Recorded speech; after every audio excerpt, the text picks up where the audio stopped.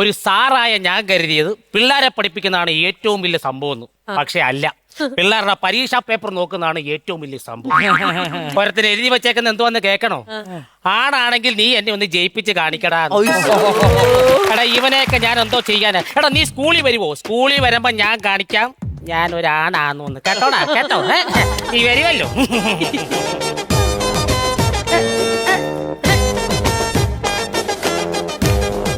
സാറേ good morning. ആരാണ്? എന്നെ മനസ്സിലായില്ലേ? ഇല്ല. 9ാം ക്ലാസ്സിൽ പഠിക്കുന്ന സുബീഷിന്റെ അച്ഛനാണ് ഞാൻ. ആണോ? ഇങ്ങോട്ട് മാറിയിക്കാവോ? എന്ത് സുബീഷ് സുഖമായിട്ടിരിക്കുന്നു? സുഖം. കൊള്ളല്ലോ, നല്ല കൈലിയാണല്ലോ. എന്നെ എന്തിനാ തല്ലുന്നേ? അവനെ അടിച്ചാൽ അവൻ തിരിച്ചടിക്കും, ഇല്ലെങ്കിൽ അവൻ കൊട്ടേഷൻ എങ്കിലും കൊടുക്കും. തന്നെ അടിച്ചാൽ താൻ തിരിച്ചടിക്കത്തില്ല. സാറ് എന്ത് പണിയാ സാറേ കാണിച്ചേ?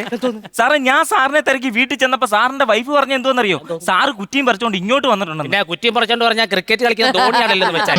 അതാണോ സാറേ ഞാൻ പറഞ്ഞത്? സാറിന് വീട്ടിൽ ഇരുന്നാ പോലെ സാറിന്തിനാ ഇങ്ങോട്ട് വന്നേന്ന്? എനിക്ക് ടെൻഷൻ അറിയാൻ വയ്യത്തോണ്ട്. അറിയാമോ ഞാൻ ഭയങ്കര ടെൻഷനില്ല. ഞാൻ എത്ര രാവിലെ വന്ന് പേപ്പർ നോക്കിക്കൊണ്ടിരിക്കും. അറിയാമോ തനിക്ക്? ഇത്രയും മറവിയുള്ള സാറാണ് ഈ പിള്ളേരെ എല്ലാം പഠിപ്പിക്കുന്നത്. മറവിയോ? ആ ഏതോ പേപ്പർ നോക്കിക്കൊണ്ടിരിക്കുമെന്ന്. പോടാ അവിടെ. അതല്ലെന്ന് ഞാൻ പറഞ്ഞത്. പിള്ളേരുടെ പരീക്ഷ പേപ്പർ നോക്കിക്കൊണ്ടിരിക്കുമെന്നാ പറഞ്ഞത്. എന്നാ വന്നേ ഇരുന്നേ. ഞാനും ഇതിന്റെ കാര്യത്തിനായിട്ട് വന്നതാ.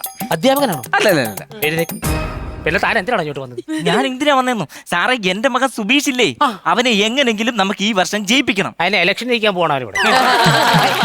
അതല്ലെന്ന്, എന്റെ മകനില്ലേ സുബീഷ്, അവൻ 9ാം ക്ലാസ്സിൽ 4 കൊല്ലമായിട്ട് ഇരുന്ന് നിരങ്ങിക്കൊണ്ടിരിക്കുക. അവനൊരു അറ്റം എത്തുന്നില്ല. വേണ്ട, നിരങ്ങാതിരിക്കും, നടക്കാൻ പറ, എവിടെയൊക്കെ പോയി എത്തും. എന്നെ സാറേ നിങ്ങൾ എന്തോ ഈ പറയുന്നേ? അവനെ ഈ 10ാം ക്ലാസ് ഈ കൊല്ലമെങ്കിലും ഒന്ന് ജയിപ്പിക്കണം. ജയിപ്പിക്കണം? പിന്നെ ജയിപ്പിക്കാം. പറ. സാറേ സാറിനറിയാവോ, ഞാൻ അവനോട് പറഞ്ഞു, എടാ ഈ കൊല്ലം നീ പരീക്ഷയ്ക്ക് ജയിച്ചില്ലേ, അവനെ പിടിച്ച് ഞാൻ പെണ്ണ് കെട്ടിക്കുന്നു. സാറിനെ അല്ല, അവനെ പിടിച്ച് പെണ്ണ് കെട്ടിക്കുന്നു. അങ്ങനാണെങ്കിൽ ഉറപ്പായിട്ടും അവൻ ഈ പരീക്ഷയ്ക്ക് ജയിക്കും. അവൻ വലിക്കും. എന്റെ പൊന്ന് സാറേ, ഇത്രയും നാളും അവൻ ജയിക്കാൻ വേണ്ടിയാണ് പഠിച്ചെങ്കിൽ ഇനിയും തൊട്ട് അവൻ തോക്കാൻ വേണ്ടിയാണ് പഠിക്കുന്നത്. മനസ്സിലായില്ലേ? അവൻ അവന്റെ പുസ്തകം എല്ലാം കൂടി എടുത്ത് OLX വിൽക്കാനിട്ടെന്ന്. സെക്കൻഡുകൾ കൊണ്ടാണ് ആൾക്കാർ അത് മേടിച്ചോണ്ട് പോയത്.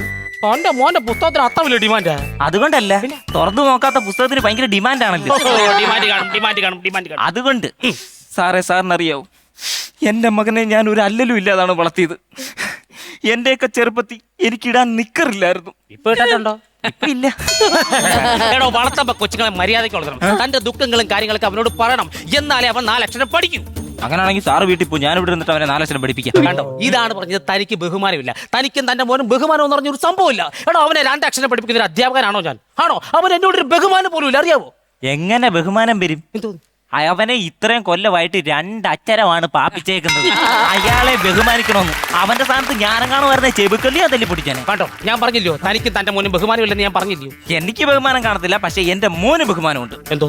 അവന് ഇവിടുത്തെ ഒരു സാറിനെ ഭയങ്കര ബഹുമാനം. ഏത് സാറിന്? പൂച്ച സാർ. പൂച്ച സാർ? അവനെപ്പോഴും പറയല്ലോ പൂച്ച സാർ സൂപ്പറാണ്, കിടിലമാണ്, വേറെ ലെവലാണെന്ന്. അത് തനിക്ക് അറിയാൻ വയ്യുന്നുണ്ട്. ഇപ്പോഴത്തെ ഈ പിള്ളേരൊക്കെ ഉണ്ടല്ലോ, എല്ലാ പട്ടികളെയും പൂച്ചകളെയും സാറ് ചേർത്താണ് വിളിക്കുന്നത്. അപ്പൊ സാർമാരെന്ത് വിളിക്കും? പട്ടീനും പൂച്ചേനും. അവൻ എന്തെങ്കിലും സാറിനെ വിളിച്ചിട്ടുണ്ടെങ്കിൽ സാർ അത് മനസ്സിൽ വെക്കരുത്. അവനെ എങ്ങനെങ്കിലും ഒന്ന് ജയിപ്പിച്ചു തരണമെന്ന്. എടോ, തന്റെ മകന്റെ ഈ പേപ്പറിനകത്ത് എന്തെങ്കിലും ഉണ്ടോ? പറ, ഉണ്ടോ? ഇപ്പൊ ഉണ്ടല്ലോ, ഇനി ഒന്ന് ജയിപ്പിക്കാം. ഞാൻ പറഞ്ഞത്, അവൻ എന്തെങ്കിലും എഴുതിയിട്ടുണ്ടോ? അവനോട് ഞാൻ ചോദിച്ചു, കേരളത്തിന്റെ ആദ്യത്തെ മുഖ്യമന്ത്രി ആരാണെന്ന് ചോദിച്ചപ്പോ അവൻ എന്തോ എഴുതി വെച്ചത്? എന്തോ എഴുതി വെച്ചു? ഇപ്പോഴത്തെ മുഖ്യമന്ത്രിയുടെ കാര്യത്തിൽ ഒരു തീരുമാനം ഉണ്ടാക്കി, അത് കഴിഞ്ഞിട്ട് 1ാമത്തിനകത്തോട്ട് പോയാൽ മതി.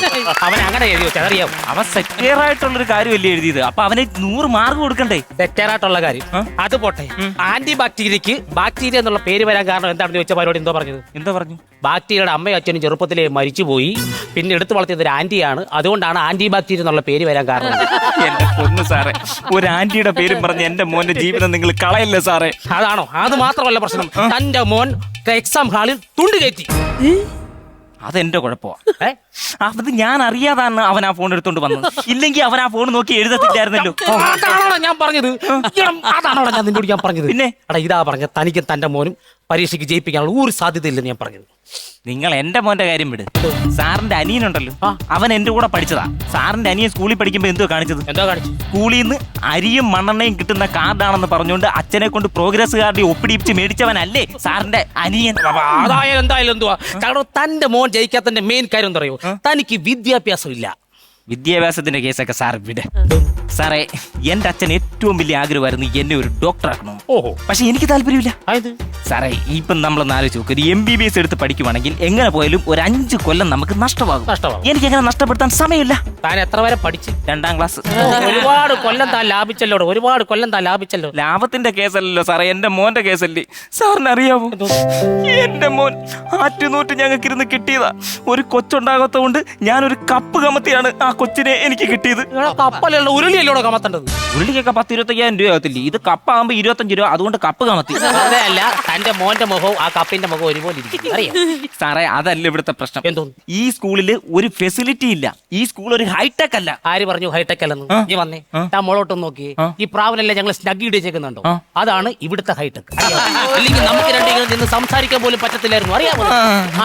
അത് പറയണ്ട, തന്റെ മോന്റെ കാര്യം ഒരുപാട് പറയാനുണ്ട്. ഇവിടെ മണി ചേഞ്ച് അവനോട് പഠിച്ചോണ്ട് വരാൻ പറഞ്ഞിട്ട് അവനെന്തോ ചെയ്തത്? ഈ സ്കൂളിന്റെ മണി എടുത്തോണ്ട് പോയി ചേഞ്ച് ആക്കി വെച്ചേക്കുന്നത്. അവനെയാണോ താൻ പഠിപ്പിക്കുന്നത്? അവനെയാണോ പഠിപ്പിക്കുന്നത്? എടാ, തന്റെ മോന് എന്തുവാ പറ്റി? സത്യം പറയാം, പറ. എന്റെ മകൻ എന്തോ പറ്റിയെന്ന് ഞാൻ പറഞ്ഞുതരാം. ഇങ്ങി വാ. താനൂര് ചക്ക തിന്നാൻ ചെന്നപ്പോ ചക്കയെല്ലാം തമ്പാനൂർക്ക് പോയെന്ന്. തമ്പാനൂര് ചക്ക ഉണ്ടോന്ന് ചെന്ന് നോക്കിയപ്പോ ചക്കയെല്ലാം മാവില കായ്ക്കുന്നേന്ന്. മാവില ചക്ക തിന്നാൻ പറ്റുമോന്ന് മാവിലായ ചേട്ടന്മാരോട് ചോദിച്ചപ്പോ അവര് പറയുക അവര് ഇവിടുത്തുകാരല്ലെന്ന്. താൻ എന്തോ വെളിവുകളാണ് ഈ പറഞ്ഞോണ്ടിരിക്കുന്നത്. എനിക്ക് അറിയാൻ വേണ്ടി ചോദിക്കുക, താൻ എന്തൊക്കെയാ പറഞ്ഞോണ്ടിരിക്കുന്നത്? അത് മമ്മൂട്ടിയോട് ചെന്ന് ചോദിക്കണം, എനിക്കറിയത്തില്ല എന്ന് തോന്നുന്നു. അതാണോ ഞാൻ പറഞ്ഞത്? താൻ ഒരു കാര്യം ചെയ്യും, തന്റെ മകനെ എന്തായാലും ജയിപ്പിക്കാൻ പറ്റത്തില്ല. സാറിനി എന്തൊക്കെ പറഞ്ഞെന്ന് പറഞ്ഞാലും എന്റെ മോനെ ജയിപ്പിച്ചേ പറ്റൂ. ജയിപ്പിച്ചേ പറ്റൂ. എടോ, തന്റെ മോന്റെ കൂടെ പഠിച്ചല്ലേ എന്റെ മോള്. അവക്കാണെങ്കിൽ 10 A+ ഉണ്ട്.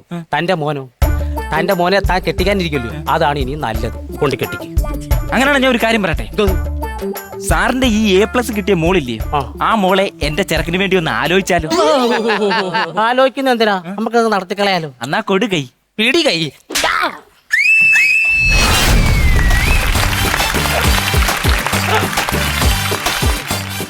ആൻഡ് ശരത്, ഇതിന്റെ കൂട്ടത്തിൽ നമ്മൾ ഐശ്വര്യയും കൂടെ പറയാറുണ്ടായിരുന്നു. ഇത്തവണ ഐശ്വര്യയുടെ പേര് നമ്മൾ പറഞ്ഞില്ല. ഐശ്വര്യ എവിടെ പോയി? ഞങ്ങൾ സ്കിറ്റെല്ലാം പ്ലാൻ ചെയ്ത് സെറ്റ് ചെയ്തപ്പോഴാണ് കഴിഞ്ഞ ദിവസം ഹോസ്പിറ്റലിൽ നിന്ന് വിളിച്ച് പറഞ്ഞു പെട്ടെന്ന് ചെല്ലാൻ പറഞ്ഞു. ഡ്യൂട്ടി കയറാനോ? ഡ്യൂട്ടി കയറാണ്. കാരണം അതിപ്പോ പെട്ടെന്ന് പിന്നെ അങ്ങനെ ആയതുകൊണ്ട് പ്രേക്ഷകരറിയാ നമ്മുടെ പല പല ജോലിയും കാര്യങ്ങളും ചെയ്യുന്നവരാണ് ഇവര്. അതിന്റെ ഇടയ്ക്കാണ് വന്ന് സ്കിറ്റൊക്കെ ചെയ്താലും ഡ്യൂട്ടി അടിപൊളിയായിട്ട് പോട്ടെ. അടുത്ത സ്റ്റേഡിയോളാണ് കിറ്റും അടിപൊളിയായിട്ട് പോട്ടെ. നിങ്ങളുടെ ഐശ്വര്യം മിസ് ചെയ്യുന്നുണ്ട് നമ്മൾ. തീർച്ചയായിട്ടും. അല്ലാതെ കൊണ്ട് ചോദിച്ചു, കാരണം പെട്ടെന്ന് പ്ലാൻ ചെയ്ത് വന്നിട്ട് പെട്ടെന്ന് ഇങ്ങനെ മാറി അതിന് ഒത്തിരി പ്രശ്നമുണ്ട്. പേരുടേത് രണ്ടുപേരാക്കി. അതിന്റെ ഒരു പ്രശ്നം. അത് എന്താ, അവര് രണ്ടുപേരും കംഫർട്ടബിൾ ആയിരുന്നു. ആ 3 പേരായപ്പോ അവർ ഭയങ്കര ഒരു ഓളല്ല ഒരു ടീമായിരുന്നു. ഡോൺ വരി, നമുക്ക് തൂക്കാം അടുത്ത പ്രാവശ്യം. എന്തായാലും നമുക്ക് ബാറ്ററി നോക്കാം നേരെ. പണമൊഴുകണ കടി പറന്നിറങ്ങേണ്ട ചിരി ചിരി പല ചിരി ധൃതതുണ്ടന താളത്തിൽ ഞാൻ